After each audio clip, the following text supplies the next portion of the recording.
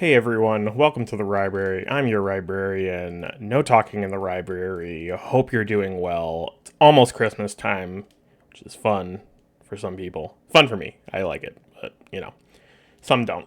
Today I have for you a review of Eric LaRocca's 2025 novel At Dark I Become Loathsome. This is sort of a gothic horror novel that sort of leans in the extreme horror direction here and there. There's not a huge amount of gruesome stuff in here, but it is very upsetting and pretty disturbing. Stylistically, it actually reminds me quite a bit of another book I read earlier this year, which is Poppy Z. Bright's Exquisite Corpse. Therefore, it kind of makes sense that Poppy Z. Bright is actually quoted at the beginning of this book. There's a quote from one of her other books called Lost Souls. The two authors seem to share a penchant for stories that focus on themes of death, nihilism, and corruption of the human soul. And also, speaking frankly, they both kind of tend to have kind of an edgy quality to their writing that can be a little off-putting sometimes. And while I don't necessarily think that LaRocca has quite the same command of craft as Bright does, I do think that his writing is at least a respectable contribution to the space and horror that Bright has helped carve out.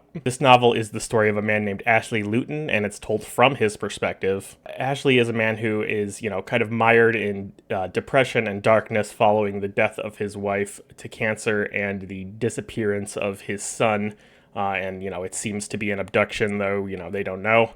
As a way of coping with his own darkness and to help others going through similar, very dark times, he kind of devises this ritual where, with the full consent of his clients who pay him to do this, he temporarily, buries them alive for a half hour.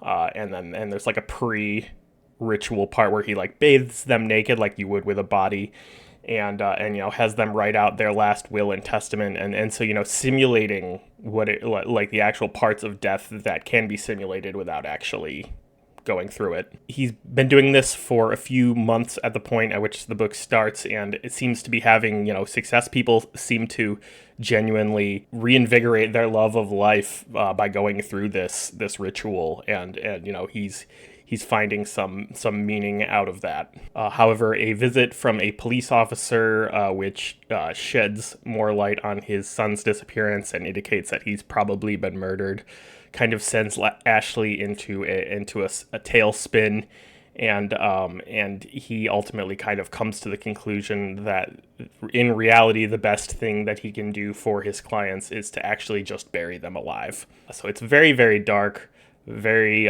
disturbing in many ways. The main core concept is compelling and really quite chilling. The notion that people can be so consumed in their own personal darkness and depression, and so desperate to escape it without actually resorting to suicide, that they're willing to come to the razor's edge of death and basically give someone control over whether they get unburied from being buried alive, is heartbreaking, and totally believable. People do get into those places and are that genuinely desperate for help out of them.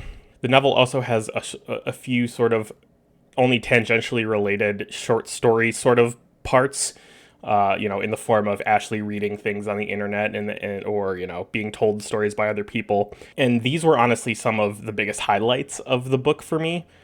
One in particular was very powerful and very disturbing, and it was disturbing in a way where it didn't require much gore or violence or sexual assaults or any of the tools that are often employed in extreme horror, and that's incredibly impressive to me. When horror authors manage to make something that's really horrific or disturbing, without employing any of those common tools, that's really impressive. While I did like this book and definitely felt the horror throughout it profoundly, there was a good amount I didn't like about it as well.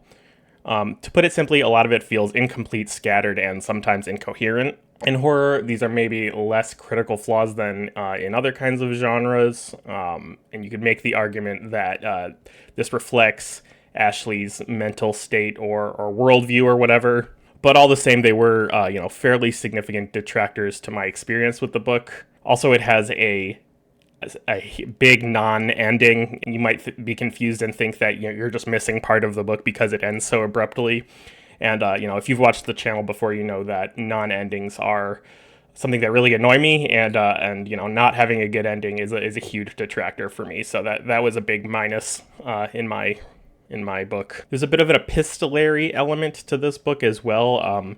You get these sections that are from Ashley's blog or whatever, that are his descriptions of the ritual and the things that people agree to in the process, and these are prefaced with from the diary, or from the blog of Ashley Luton. People who are reading this should be familiar with his stuff already, implying that this is like part of an evidence file or something, and that Ashley maybe gets caught or something at some point, but that nothing ever really comes of that, and it's just one way in which this feels very incomplete and half-baked. Ambiguity and uncertainty, of course, can be used to great effect in horror, and often are, but in this case, it just kind of feels frustrating. I will say that this book does a great job of immersing you in the themes. LaRocca successfully explores the various, often contradictory ways that people who are coping with very intense darkness can perceive the value of life as well as the value of death. It also spends a lot of time dwelling on, corruption, primarily embodied by the way that Ashley describes feeling sort of infected by darkness, and also his, preoccupation with the stories of corruption in others and how he kind of relates to those. The title, At Dark I Become Loathsome, repeats many times throughout the book, and it's sort of his mantra. And this is sort of, his way of describing how, when he is, surrounded by darkness, literally at nighttime or, figuratively in his life, that he feels himself become monstrous in some way. LaRocca is a gay author, queer author. I'm not exactly sure if he's gay or whatever, but there is a queer element to this story, and it's an element of queer self-loathing in Ashley, who is bisexual, but is deeply ashamed of that. And a lot of the guilt he feels about his relationship with his missing son derives from his negative reactions to the boys, expression of non-heteronormative behaviors and aspects of himself. He even, goes so far as to call his son a faggot at some point, which is, not great.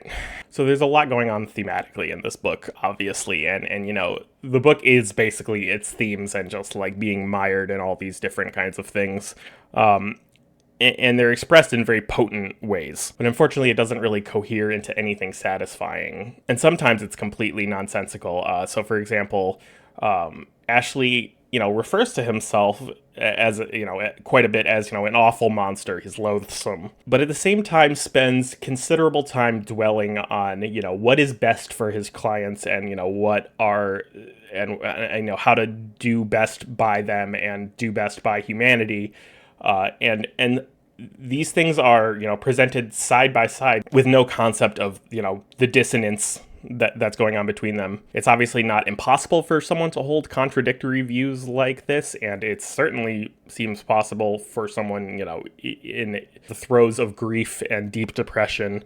But as a reader, it became progressively harder for me to get invested in his perspective when it just seemed to be kind of all over the place and inconsistent. On the whole, while I do think that there's quite a bit that's flawed about this book, as I've expressed, there's also plenty of raw talent, and I could absolutely see why people are fans of Eric LaRocca. He definitely seems to have a knack for crafting these chilling gothic tales that, cut so close to the core of human experience and, the sources of horror in our lives that it's genuinely really uncomfortable to read in a way that's impressive and not just uncomfortable. And I definitely look forward to seeing what else he's got. He has several other books at this point, and I'm looking forward to reading other ones from him. So there you have my review of Eric LaRocca's At Dark I Become Loathsome. I hope you enjoyed it, Stay tuned for more horror stuff coming up on the channel soon, including my first ever interview with an author, which will be coming at some point in this coming month, and also some cool end of year videos that I have planned, including my ranking of everything that I've read in the year of 2025. Please like and subscribe if you are so inclined. I would appreciate it. Thank you again for visiting the Rybrary, and you may now talk.